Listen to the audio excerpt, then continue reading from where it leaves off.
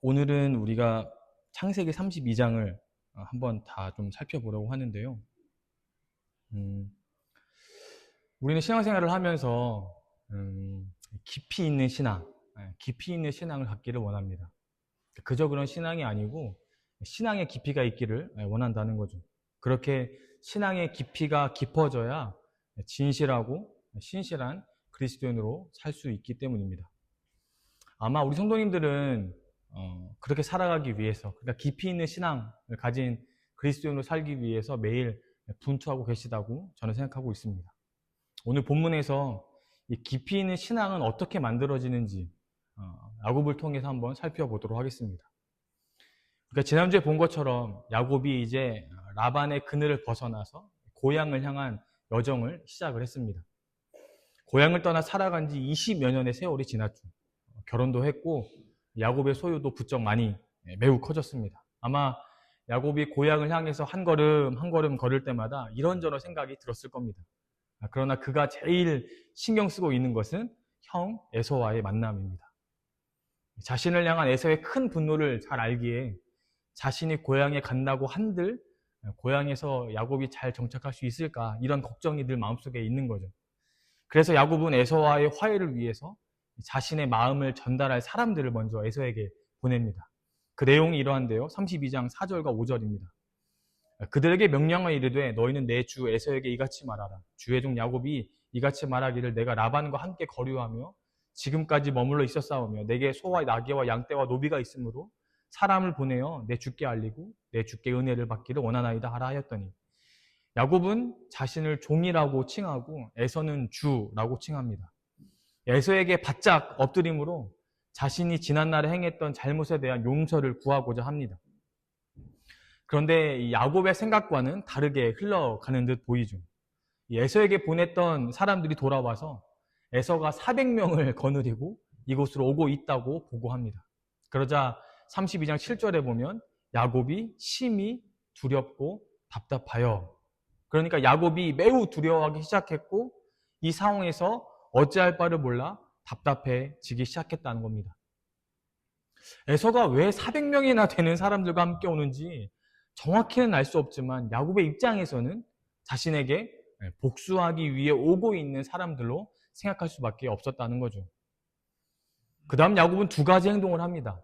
먼저 즉각 자신의 무리를 둘로 나누는 거죠. 그래서 만약 에서가 한 무리를 공격한다면 다른 한 무리라도 살아남게 하려는 계획입니다. 지금껏 야곱이 보여주었던 행동과 비슷합니다. 그런데 그 다음 두 번째 행동이 기도였습니다. 야곱이 처음으로 하나님께 기도하는 모습을 우리에게 보여주는 거죠. 야곱이 그동안 배운 것이 있다는 겁니다. 그것은 이게 사는 게 나 자신의 전략만으로는 충분치 않다. 심히 두렵고 답답한 상황에서는 내 전략으로만 되지 않고 기도를 해야 된다라는 거겠죠. 야곱의 기도가 9절부터 12절까지인데요.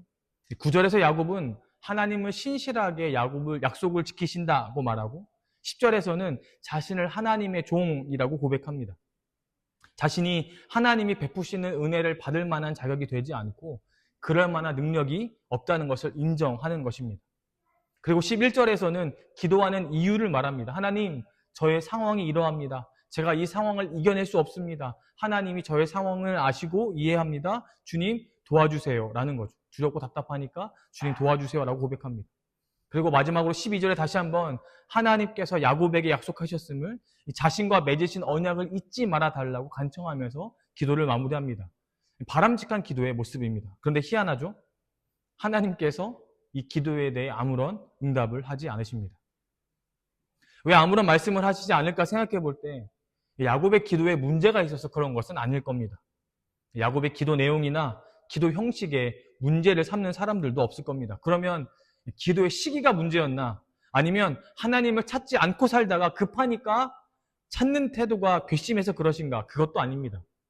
야곱의 기도는 진실했고 하나님을 향한 마음도 진실했으며 예전 같으면 야곱이 이러한 상황에서 도망을 치거나 자기 머리로만 하려고 했었는데 지금은 하나님의 도우심을 의지하며 돌파하기로 작정했기 때문에 야곱의 태도도 좋죠. 야곱의 기도는 좋은 기도라고 할 수 있습니다. 그러면 왜 하나님이 응답하지 않으셨을까 생각해 볼 때 우리는 하나님께서 야곱에게 원하시는 무엇인가가 있다고 생각해 볼 수 있습니다. 그리고 그것은 야곱뿐만 아니라 우리에게도 원하시는 부분이기도 합니다. 우리는 우리가 무엇인가 할 수 없는 상황에서 기도합니다. 위험을 앞에 두면 두려움과 근심에 쌓이게 되면 기도한다는 거죠. 이러한 기도는 바람직한 기도입니다. 그럼에도 하나님이 응답하시지 않을 때가 있습니다. 하나님이 도와주시지 않는 것처럼 느껴지는 때가 있습니다. 사실 두려움과 근심에 쌓였을 때 기도하지 않는 사람은 거의 없습니다. 불가능하다고 느낄 때는 본능적으로 기도를 하게 됩니다. 본능적인 기도는 배워서 하는 게 아닙니다. 말 그대로 본능입니다. 믿음이 있냐 없냐의 차이도 아니고 신앙생활을 얼마나 오래 했냐 오래 하지 않았냐 이 차이도 아니라는 거죠. 그런데 우리는 여기서 더 깊게 들어갈 수 있어야 합니다. 단순히 이 문제 해결만 놓고 기도하는 신앙에 머물러서는 안 된다는 겁니다. 그것은 깊이 있는 신앙은 아닙니다. 다시 말씀드리지만 이 본능적인 기도는, 그러니까 위험한 순간에 기도하는 것은 신앙의 깊이와는 크게 상관없는 기도일 수 있다는 겁니다. 그런 신앙에 머물러 있다면 수박의 겉만 핥는 신앙이라고 말할 수 있고 물에 발만 살짝 담근 신앙이라도 할 수 있고 우리가 흔히 하는 표현 교회만 왔다 갔다 하는 신앙이라고도 표현할 수 있다는 거죠. 그렇게 신앙생활하는 이들도 위험한 순간, 두렵고 근심되는 순간에 하나님을 찾는다는 겁니다. 이 기도의 목적이 무엇이냐면 두려움이 사라지고 답답함이 사라지고 걱정이 사라지는 겁니다. 자신이 직면한 문제가 해결되는 겁니다. 그러나 거기까지죠. 더 큰 기도, 더 깊은 기도는 하지 못합니다. 더 큰 기도, 더 깊은 기도가 무엇입니까? 바로 하나님 그분을 구하는 기도입니다. 하나님을 만나는 기도, 하나님을 찾는 기도, 하나님께 나아가는 기도입니다. 그리고 이것은 하나님을 만나는 시간이 됩니다. 오해하시면 안 됩니다. 문제 해결을 찾는 기도하는 게, 문제 해결을 위해 기도하는 게 잘못되었다는 게 아닙니다. 두려움을 사라지게 해달라고 기도하고 답답함을 없애달라고 또 근심이 걱정이 떠나가게 해달라고 기도하는 것은 좋은 신앙이라는 거죠. 틀린 기도가 아니라는 겁니다. 저는 지금 맞고 틀리고를 말씀드리는 게 아니라 하나님께서 우리에게 원하시는 것이 있다는 겁니다. 성장하고 성숙해야 한다는 거죠. 깊어져야 합니다. 신앙생활을 오래 하면 오래 할수록 자라나야 하고 성장해야지 여전히 제자리에 머물고 있으면 안 된다는 겁니다. 두려움과 답답함이 사라지게 해주세요. 내 앞에 문제가 사라지게 해주세요를 기도를 하지만 한 걸음 더 깊이 들어가는 기도를 우리가 해야만 한다는 거죠. 문제가 해결되면 기도를 끝내는 게 아니라 문제는 하나님께 기도하고자 하는 통로가 되는 것이요. 그 문제를 통해 기도함으로 하나님을 만나는 것이 우리의 기도가 되어야 합니다. 얕은 신앙이 아니라 깊은 신앙입니다. 계속해서 깊어지는 신앙, 하나님을 향하여 점점 깊어지는 그런 신앙입니다. 이것을 주님께서 우리에게 원하고 계시고 우리가 그렇게 되도록 주님은 만들어 가고 계십니다. 야곱이 기도를 마치고 에서를 위한 선물을 준비합니다. 엄청난 양의 선물이죠. 야곱이 이 엄청난 양의 선물들로 에서의 마음을 좀 풀어보기를 바랬습니다. 그리고 야곱은 이 선물들을 몇 대로 나눠서 보냅니다. 에서가 하나씩 보면서 좀 마음이 풀리고 난 뒤에 자신을 좀 만나면 그나마 좀 나아지지 않을까 하는 마음으로 그렇게 하는 거죠. 그렇게 한 무리씩 야복강을 건너가게 되고 아내와 자녀들도 건너가게 합니다. 그리고 야곱은 혼자 남게 됩니다. 24절입니다. 야곱은 홀로 남았더니. 왜 야곱이 혼자 남으려 했을까 하는 질문에 우리는 정확한 답을 얻지는 못합니다. 야곱이 너무 두려워서 혼자 있었을까? 야곱이 너무 생각이 많아서 그랬을까?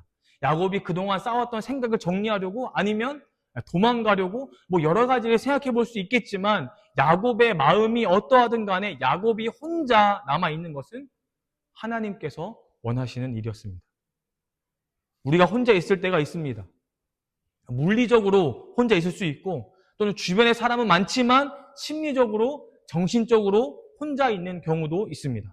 내가 의도해서 혼자 있는 경우도 있고 내가 의도하지 않았지만 혼자 있는 경우도 있습니다.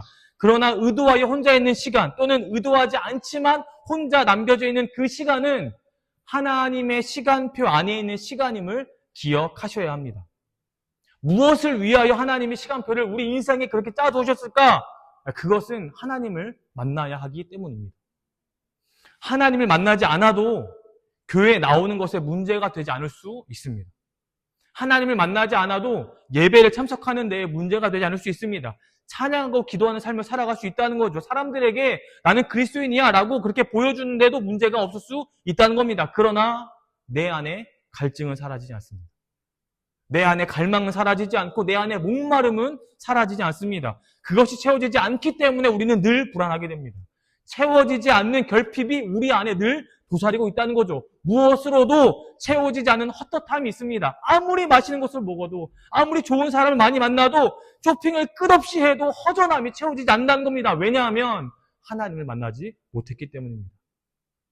내가 의도하든 의도하지 않든 하나님의 시간표 안에서 내가 혼자 있게 된 것은 하나님을 만나야 하기 때문입니다. 그저 그런 예배를 드리는 게 아니라, 그저 그런 기도를 하는 게 아니라, 그저 그런 말씀 읽기를 하는 게 아니라 더 깊은 예배, 더 깊은 말씀, 더 깊은 기도가 있어야 하는데 그것은 내 노력으로 되어지는 것이 아니라 주님을 만날 때만이 이루어질 수 있습니다. 왜 기독교 안에 진리가 있다고 말하겠습니까? 왜 다른 종교에는 없다고 우리가 말하겠습니까? 우리 스스로 할 수 있는 것이 아니기 때문입니다. 우리가 노력한다고 애쓴다고 우리 안에 영적인 갈망과 갈증, 목마름이 채워지는 것이 아니기 때문이라는 거죠. 내가 무엇을 하느냐에 달린 것이 아니라 주님이 나에게 오시는가 아닌가에 달려 있습니다. 주님이 나에게 오셔야만, 주님이 우리를 만나 주셔야만 우리는 더 깊은 신앙이 무엇인지를 경험할 수 있습니다. 그 전까지의 믿음은 약합니다. 겉만 압니다. 사람들이 옳다고 하는 이야기에 귀를 기울이게 되고 사람들에게 시선이 멈추게 된다는 거죠. 그러나 하나님을 만나면 아닙니다. 믿음이 강해집니다.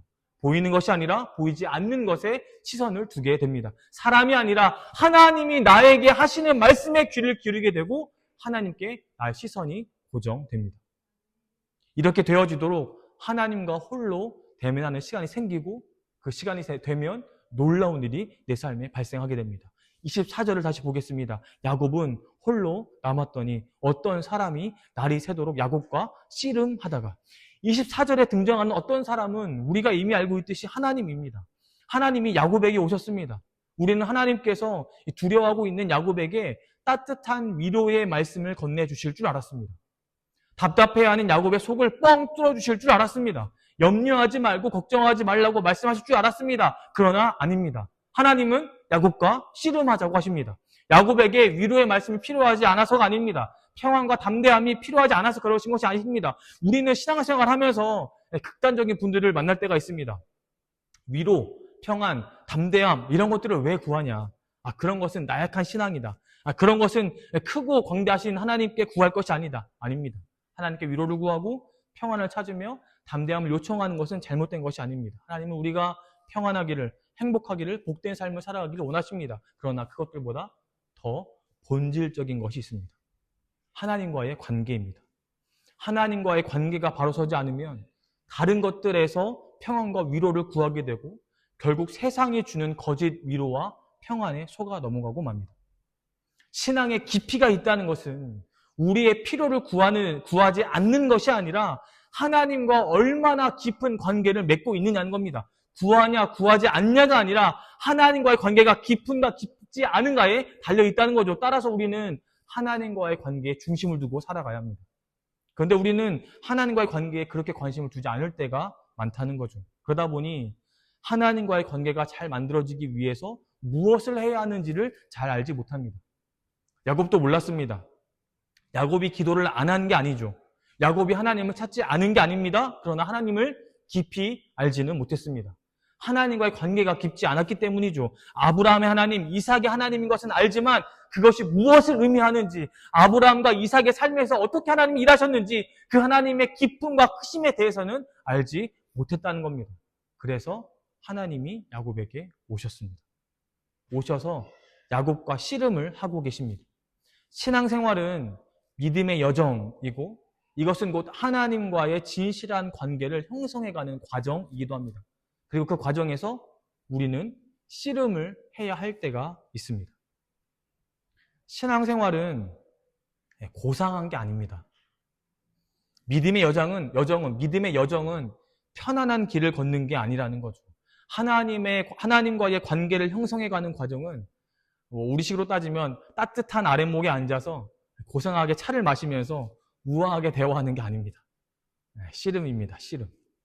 살과 살이 맞붙어야 하고 어깨와 어깨가 부딪히면서 힘겨루기를 해야 하고 무릎과 무릎이 부딪히면서 다가오는 공격의 고통을 느껴야 하고 허리가 비틀어지면서 들어오는 그 아픈 공격을 계속 받아내야 합니다. 누구와 누구와의 씨름입니까? 하나님과 나와의 씨름입니다. 하나님과 내가 겨루는 것입니다. 정확히는 하나님과 반대되려는 나와의 싸움입니다. 하나님을 이기려는 내 자아, 하나님과 반대로 가려는 내 죄성, 하나님을 무시하고 하나님을 외면한 채 살아가려는 그 육체가 하나님과 씨름을 하는 거죠. 다시 말해 하나님 앞에 높아진 내 안의 모든 것들이 하나님과 충돌을 하는 것입니다. 이 씨름을 하지 않고 신앙이 성장할 수 있을까요? 결코 그럴 수 없습니다. 신앙생활을 편하게 하려고 하지 마십시오. 현대 그리스도인들이 신앙생활을 오해하고 있습니다. 주일에 한 번 교회 오고 나면 다 한 것으로 생각한다는 거죠. 아닙니다. 월요일부터 토요일까지는 어떻게 살고 있는지, 월요일부터 토요일까지 동안도 그리스도인으로 영적인 싸움을 치열하게 하며 살아가고 있는지 고민해 보아야 합니다. 그리고 그렇게 살아가는 매 순간마다 우리는 씨름판을 떠날 수가 없다는 겁니다. 내 안에 자리 잡은 죄성, 내 안에 자리 잡은 육체적 기질, 교만과 이기심을 내버려 두고 계시면 안 된다는 겁니다. 하나님이 가만히 두시지를 않으십니다. 하나님이 그것들을 부여잡고 넘어뜨리기를 끊임없이 하신다는 거죠. 그래야 우리가 자라나기 때문입니다. 신앙이 자라지 않는다. 신앙의 성장이 없다. 10년을 믿어도 20년을 믿어도 똑같다. 만약 그러다면 정말 문제가 큰 것이라는 거죠. 그리고 그것은 씨름판의 선적이 없었다는 이야기이고 그것은 곧 하나님과의 만남이 내 신앙생활 동안 거의 없었다는 이야기이기도 합니다. 늘 씨름판에 서셔야 합니다. 씨름판에 서면 우리는 자신이 있어야 합니다. 내 자아는, 내 육체는 누가 와도 이길 수 있을 것처럼 의시됩니다. 그러나 하나님이 가만히 두지 않으십니다. 하나님이 내 자아를 넘어뜨리십니다. 내 육체를 무너뜨리십니다. 내 생각을 무너지게 하신다는 거죠. 하나님은 하나님과의 씨름을 통해 내가 죽기를 바라기 때문이십니다. 우리는 종종 하나님이 나를 때리신다라고 말할 때가 있습니다. 징계죠. 징계가 없으면 좋겠다고 저도 하나님께 기도하면서 때를 부릴 때가 있는데요. 징계 없이 살고 싶다고. 그런데 우리는 징계를 피할 수 없습니다. 히브리서 12장 7절과 8절입니다. 너희가 참음은 징계를 받기 위함이라. 하나님이 아들과 같이 너희를 대우하시나니 어찌 아버지가 징계하지 않는 아들이 있으리요. 징계는 다 받는 것이거늘 너에게 없으면 사생자요 친아들이 아니니라. 징계를 좋아하는 사람은 없습니다. 큰 징계일 수도 있고 아픈 징계일 수도 있고 고통스러운 징계일 수도 있는데 누가 좋아하겠습니까? 하지만 하나님은 우리를 그냥 두지 않으십니다. 우리 안에 죄성이, 우리 안에 이생의 자랑, 육신의 정욕이 사라지도록 우리에게 때로는 가볍게, 때로는 무겁게 징계를 주실 때가 있다는 겁니다. 내가 죽지 않고서는 제대로 신앙생활을 할 수 없기 때문입니다. 하나님과 올바른 관계를 형성할 수 없기 때문입니다. 그래서 우리 신앙의 선배들이 야, 너 자꾸 그러면 하나님한테 흠씬 두들겨 맞는다라고 입버릇처럼 말씀하신 겁니다. 신앙생활이라는 게, 믿음의 여정이라는 게 징계 없이는 되지 않는다는 것을 이미 아셨기 때문입니다. 우리는 우리의 자아를 내려놓지를 못합니다. 육신의 정욕을 포기하지는 못합니다. 돈을 사랑함이 일만하게 뿌리라고 들어도 내려놓지 못하고, 교만은 사망이라고 들어도 내려놓지는 못하고, 명예를 쫓는 삶이 얼마나 허망한지를 알면서도 내려놓지를 못합니다. 그러니 하나님 우리를 씨름판으로 끌고 오십니다. 오셔서 하나님과 씨름하게 하십니다. 하나님과 씨름하면 멀쩡할 수 있을까요? 아니요. 눈물, 콧물 다 흘리게 됩니다. 어깨도 상하고 무릎도 상하고 허리도 상하게 됩니다. 하나님과 씨름하는데 안 아플 수가 있겠습니까? 아니죠. 그렇게 우리는 무너져야 합니다. 우리의 자아가 죽어야 합니다. 하나님이 야곱과 씨름을 왜 하셨겠습니까? 야곱에게 말씀하시는 거죠. 야곱아, 너의 힘으로 살아가지 마라. 그러면 너는 계속 남을 속이는 자로 살아간다. 계속 기만하는 자로 살아간다. 너의 이익만 생각하며 살아간다. 그건 교만이야. 그건 거짓이야. 그건 탐욕이야. 우리에게도 동일하게 말씀하십니다. 우리 힘으로 살아가지 마라. 우리 자아로 살아가지 마라. 그건 거짓이야. 그건 교만이야. 그 탐욕이야. 너를 드러내지 말고 나를 드러내라. 너의 뜻을 이루며 살아가지 말고 나의 뜻을 이루며 살아가라. 그래서 우리를 무너뜨리십니다. 철저하게 무너지게 하십니다. 무너짐은 우리가 죽는 겁니다. 세상을 사랑하는 내 자아가 죽고 육체를 쫓는 내가 죽는 겁니다. 히브리서 12장 10절입니다. 그들은 잠시 자기의 뜻대로 우리를 징계하였거니와 오직 하나님은 우리의 유익을 위하여 그의 거룩하심에 참여하게 하시느니라. 맞습니다. 우리의 육체가 죽는 것이 유익입니다. 우리의 죄성이 죽는 것이 우리에게 유익입니다. 그래야만 하나님의 거룩하심에 참여할 수 있습니다. 그래야 우리가 올바른 믿음을 소유할 수 있습니다. 그래야 하나님 원하시는 신앙생활을 할 수 있습니다. 겉만 맹 도는 신앙이 아니라 깊이 있는 신앙이 무엇인지 그제야 알 수 있다는 거죠. 그래야 두려움과 답답함을 진실로 이겨낼 수 있다는 겁니다. 세상이 주는 잠깐의 처방이 아닙니다. 하나님이 주시는 진짜 삶의 처방을 받을 수 있습니다. 히브리서 12장 11절입니다. 무릇 징계가 당시에는 즐거워 보이지 않고 슬퍼 보이나 후에, 징계를 받은 그 후에, 그로 말미암아 연단 받은 자들은 의와 평강의 열매를 맺느니라. 무너져야 합니다. 사람들 앞에 무너지는 게 아니라 하나님 앞에서 무너지셔야 합니다.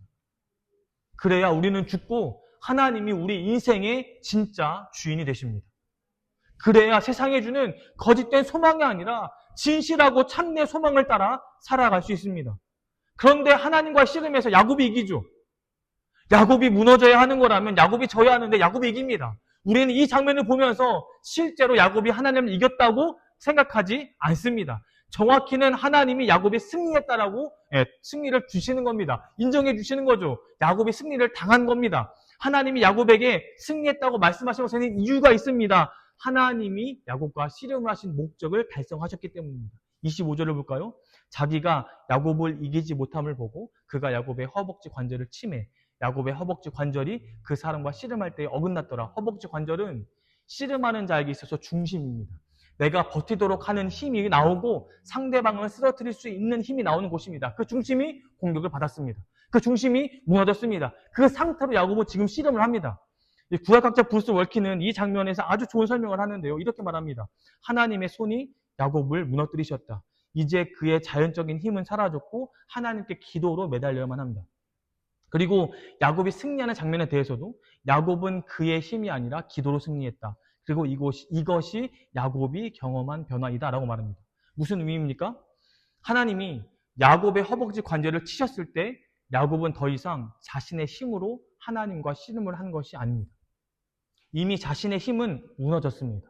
자신의 자아는 무너졌습니다. 지금까지 하나님 없이 살았던 야곱의 육체는 힘을 잃었다는 거죠. 허벅지 관절이 부러진 이후부터는 영적인 힘입니다. 하나님께 매달려서 떨어지지 않아야 합니다. 하나님께 딱 붙어서 씨름을 해야 하는 거죠. 자신의 힘으로 버티는 게 아니라 하나님께 붙어서 하나님께 떨어지지 않고 매달리는 겁니다. 하나님이 주실 때까지 하나님께 매달려서 하나님을 놓지 않는 겁니다. 하나님께 의존적인 삶입니다. 지금까지 야곱은 자신의 힘으로 계획을 성취하며 살아간 줄 알았습니다. 그래서 하나님과 씨름하는 동안도 자신의 힘으로 씨름을 했죠. 그런데 자신의 힘으로 씨름할 때는 승리를 얻지 못했습니다. 그러나 야곱이 무너지고 난 뒤에야, 깨어지고 난 뒤에야 야곱은 승리하게 됩니다. 28절입니다. 그가 이르되 내 이름을 다시는 야곱이라 부를 것이 아니요 이스라엘이라 부를 것이니 이는 네가 하나님과 및 사람과 겨루어 이겼음이니라. 우리도 하나님과의 씨름을 피할 수 없습니다. 우리 힘으로 아무리 오래 버틴들 승리는 우리에게 주어지지 않습니다. 그러나 우리의 허벅지 관절이 부서질 때, 그래서 우리의 힘으로 더 이상 씨름할 수 없을 때, 하나님께 매달리지 않고서는 살아갈 수 없을 때 하나님께서 우리에게 승리했다라고 말씀해 주십니다. 그게 무엇일까요? 바로 우리 자신을 십자가에 못 박는 겁니다. 갈라디아서 5장 24절입니다. 그리스도 예수의 사람들은 육체와 함께 그 정욕과 탐심을 십자가에 못 박았느니라. 육체를 십자가에 못을 박는 그 씨름이 우리의 삶에 있어야 합니다. 우리의 정욕과 탐심을 십자가에 못을 박아야 합니다. 우리 힘으로 살아가면 안 됩니다. 나 중심이 아니라 주님이 주인 되신 삶을 살아가야 합니다. 그러려면 내가 하나님 앞에서 무너져야 한다는 거죠. 무너져야 소망이 있습니다. 무너져야 내 힘이 아니라 주님의 힘으로 살아갈 수 있습니다. 내가 죽어야 살 수 있는 겁니다. 예수님이 우리를 위하여 십자가에 달려 죽으셨죠. 십자가에 달려 죽으심으로 우리의 죄가 사해졌습니다. 우리가 더 이상 죄인이 아니라 의인으로 살아가게 되었습니다. 하나님과의 관계가 회복되어 저주와 죽음 아래에서 살아가는 것이 아니라 복과 생명 아래에서 살아가게 되었습니다. 하나님의 은혜 아래, 소망 아래에서 살아가게 되었다는 거죠. 그런데 우리는 자꾸만 다시금 세상 아래에서 살아가려고 합니다. 그것이 저주와 죽음 아래에서 사는 것과 마찬가지인데도 신앙의 깊이가 없으니 알아차리지를 못합니다. 육신의 정욕, 안목의 정욕, 이생의 자랑을 쫓으며 살아간다는 거죠. 예수님을 믿는다고 하면서도 세상 사람들과 별반 차이 없이 살아갑니다. 그게 지혜로운 거라고. 그게 세상을 살아가는 방법이라고. 원래 그렇게 살아가는 거라고. 세상 사람들과 자꾸 비교하면서 그들보다 더 많이, 더 높이, 더 크게 살아가려고 합니다. 사람들로부터 오는 칭찬과 인정에 급급해하며 살아간다는 거죠. 영적인 씨름이 그의 삶에 없기 때문입니다. 십자가에 내 정욕과 탐심을 못 박지 않았기 때문입니다. 신앙생활은 원래 편하게 하는 거라고. 마치 신앙을 액세서리처럼 내가 하고 싶을 때 하고 안 하고 싶을 때 안 할 수 있는 부차적으로 여긴다는 겁니다. 아닙니다. 그럴 수 없습니다. 십자가에 못 박으셔야 합니다. 내 안에 하나님보다 높아진 모든 것들을, 나를, 내 죄성을, 내 교만과 탐욕을 못 박아야 합니다. 그렇게 무너지셔야 합니다. 무너지셔야 다시 살 수 있습니다. 우리가 하나님 앞에 무너져야 비로소 예수님을 의지해서 산다는 것이 무엇인지를 그때 되어야 배울 수 있다는 겁니다. 무너지기 전까지는 절대 알 수 없습니다. 아무리 성경을 읽고 기도해도 하나님 앞에 내가 깨어지지 않고서는 진짜 신앙의 깊이를 깨달을 수 없습니다. 우리가 무너져야 믿음이 온전해집니다. 우리가 철저하게 깨져야 전적으로 하나님을 의지하며 살아갈 수 있습니다. 로마서 6장 6절부터 8절입니다. 우리가 알거니와 우리의 옛사람이 예수와 함께 십자가에 못 박힌 것은 죄의 몸이 죽어 다시는 우리가 죄에게 종로로 타지 아니하려 함이니 이는 죽은 자가 죄에서 벗어나 의롭다 하심을 얻었습니다. 만일 우리가 그리스도와 함께 죽었으면 또한 그와 함께 살 줄을 믿노니. 아멘. 사랑하는 성도님들, 오늘부터 씨름판에 서시게 될 것입니다. 하나님 오셔서 씨름하자고 하실 겁니다. 씨름을 시작하십시오. 그리고 무너지십시오. 철저하게 깨어지십시오. 그때 하나님을 붙잡으십시오. 하나님께 매달리셔서 내가 하나님 이번에 끝장을 보겠습니다 라는 신념으로 하나님과의 씨름에 임하십시오. 그러면 하나님이 그때야 비로소 승리를 주십니다. 그 승리를 통해 하나님과의 관계가 깊어진 나를 보게 됩니다. 변화된 나 자신을 발견하게 된다는 겁니다. 그러면 땅을 보지 않고 하늘을 보며 살아가게 됩니다. 보이는 것이 아니라 보이지 않는 것에 시선을 두며 살아갈 수 있게 됩니다. 나의 신앙이 이전과 달랐기 때문입니다. 내 믿음의 차원이 놀랍게 깊어지고 있기 때문입니다. 그러면 상황이 주는 두려움과 답답함을 이겨내게 됩니다. 하나님과의 관계가 깊어져서 하나님이 공급해 주시는 힘과 능력으로 살아가고 있기 때문입니다. 이것이 바로 깊어진 신앙을 소유한 사람, 주님을 의지하는 온전한 믿음의 사람의 모습입니다. 우리 아름다운 애교 성도님들 모두가 이 과정 가운데 계십니다. 힘을 내십시오. 하나님 씨름을 걸어오실 테고 그 씨름을 붙잡으실 때 무너지시고 깨어지셔서 깊은 신앙을 소유하는 우리 성도님 되시기를 주님의 이름으로 축복합니다. 시작 함께 찬양하겠습니다.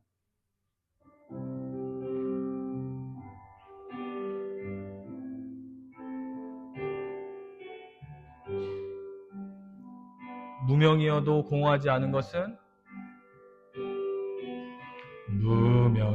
무명이어도 공허하지 않은 것은 예수 안에 난 만족함이라.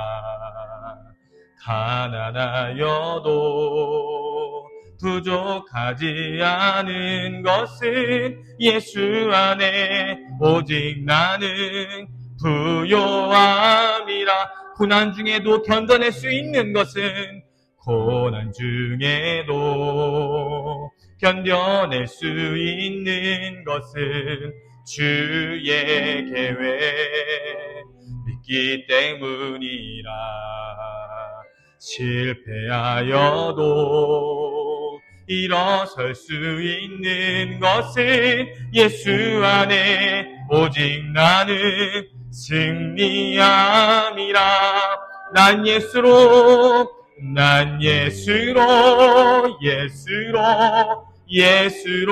충만하네. 난 예수로 충만하네. 난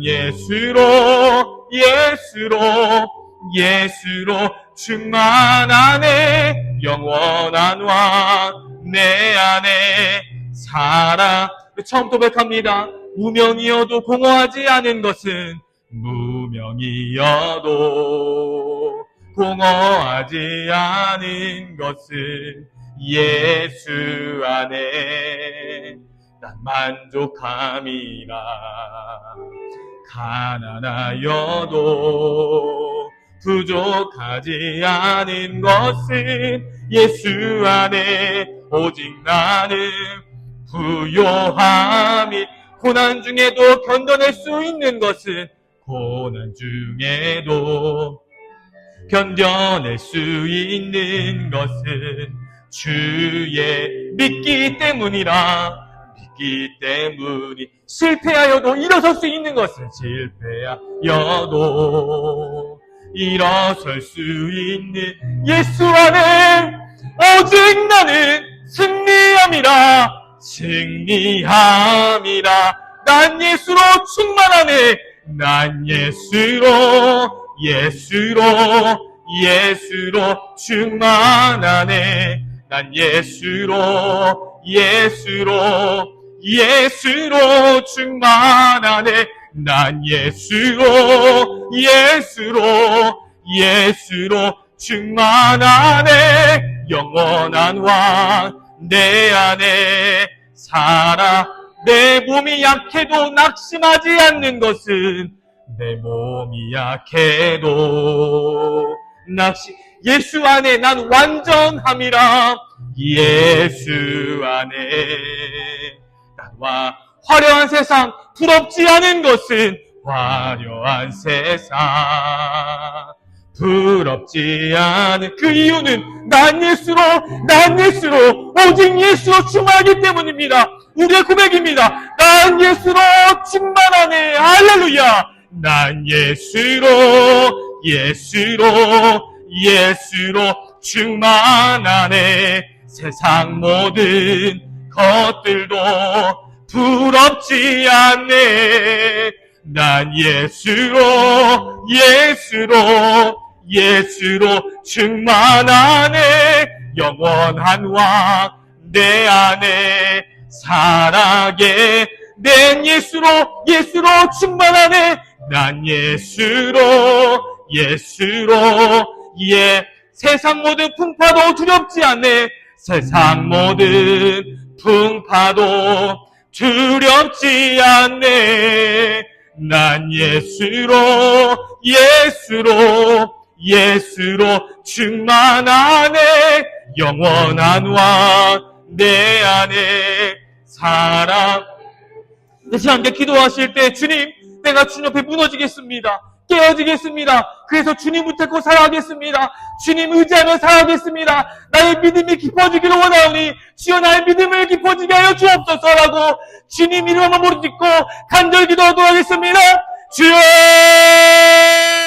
하나님, 내가 주님 앞에 깨어지기를 원합니다. 내가 주님 앞에 무너지기를 원합니다. 하나님, 나의 삶이 바뀌어지기를 원합니다. 나의 눈이 아버지 육신의 정욕, 아버지 일생의 정욕, 안목의 정욕을 따라 살아가지 않도록 주여 인도하여 주옵소서. 아버지, 그만한 내 영혼을 물리쳐 주시옵시고 자만함의 아버지의 약심은 내 영혼을 물리쳐 주옵소서. 내가 두려워하는 것이 있습니까? 내가 답답해하는 것이 있습니까?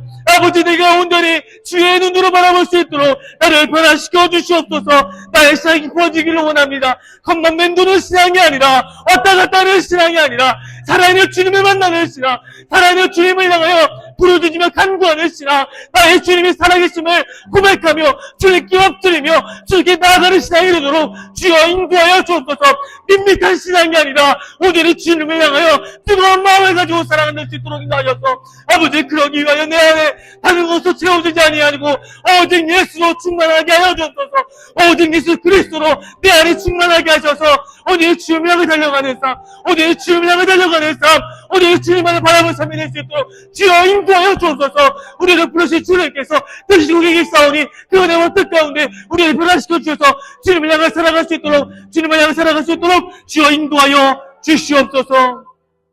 하나님, 우리 안에 너무나 다른 것들로 채워져 있습니다. 우리 안에 주님 안에 다른 것들이 우리의 삶을 지배하며 우리가 그 아래 살아가고 있습니다. 주님, 우리를 용서하여 주시옵소서.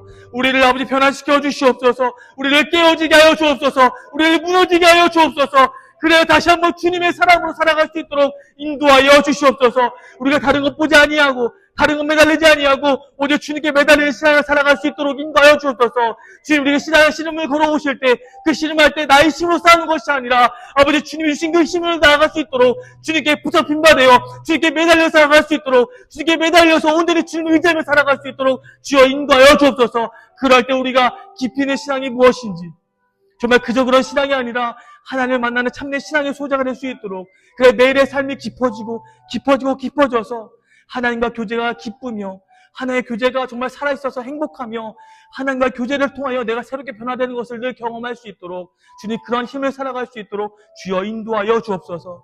한 중 어떤 성도님 살아가실 때 주님 씨름 걸어오실 때 그 씨름에 온전히 엎드릴 수 있도록 인도하여 주옵시고 무너지게 하셔서 주님 온전히 주님만을 신뢰하는 아름다운 은혜교회 성도님 될 수 있도록 주여 인도하시고 붙잡아 주시옵소서.